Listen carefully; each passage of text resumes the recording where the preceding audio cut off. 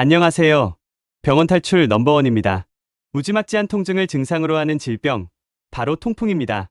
바람만 스쳐도 아프다고 해서 질병의 명칭조차 통풍이 되었는데요.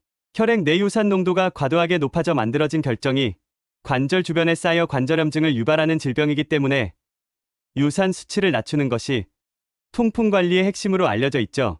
이 때문에 통풍 환자들은 평생 요산 수치를 관리하는 약을 먹게 됩니다. 하지만 많은 분들이 생각하시는 것과 다르게 단순히 음식을 조심하거나 약을 통해 요산 수치를 낮추는 것은 통풍을 근본적으로 치료할 수 있는 방법이 아닙니다.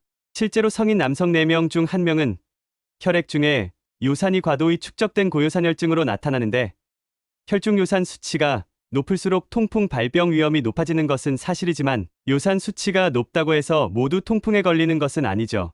그럼 왜 어떤 사람은 술과 고기를 즐기고 요산 수치도 높은데 통풍이 생기지 않고, 어떤 사람은 오래도록 요산 저하제를 먹어왔는데도 약을 끊자마자 통풍이 재발하는 것일까요? 바로 요산의 기능을 결정하는 체내 항산화제 수치가 다르기 때문입니다.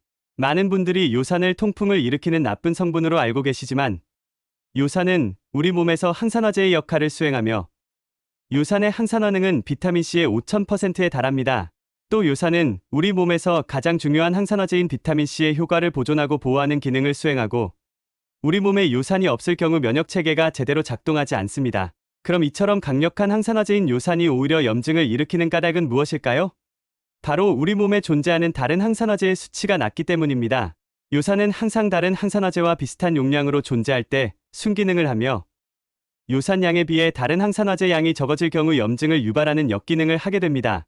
따라서 평소 비타민C나 셀렌, 글루타치온과 같은 항산화제를 충분히 섭취하는 경우에는 요산 수치가 높다고 하더라도 항산화능과 면역체계를 자랑하게 됩니다.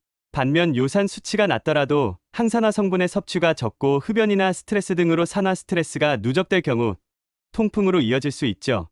특히 혈중 비타민C 수치는 요산의 기능뿐만 아니라 요산 수치와 통풍 발병에도 지대한 영향을 미칩니다.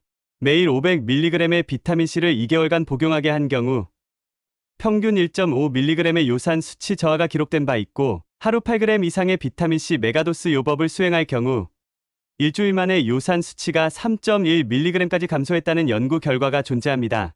또 캐나다 브리티시 콜럼비아 대학 연구진에 따르면 비타민C를 많이 섭취할 경우 통풍 발병률을 최대 절반 수준까지 줄일 수 있다고 합니다.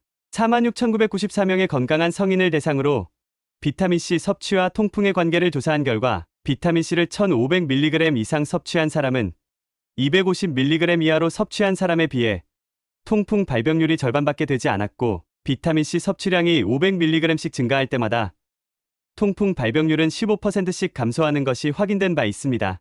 오늘은 통풍의 예방과 관리를 위해 핵심적이지만 많은 분들이 간과하시는 항산화제의 중요성과 우리 몸에서 요산의 역할을 소개해드렸습니다.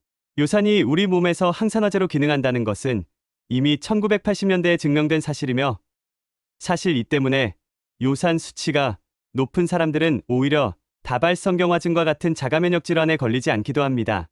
따라서 건강검진에서 요산 수치가 높게 나왔거나 통풍이 있으신 경우 무조건적으로 요산 수치를 낮추는 데 집중하시기에 앞서 충분한 항산화제를 보충해보시면 좋겠습니다. 그럼 병원이 필요 없어지는 그날까지 유익한 정보로 찾아오도록 하겠습니다. 이상 병원 탈출 넘버원이었습니다.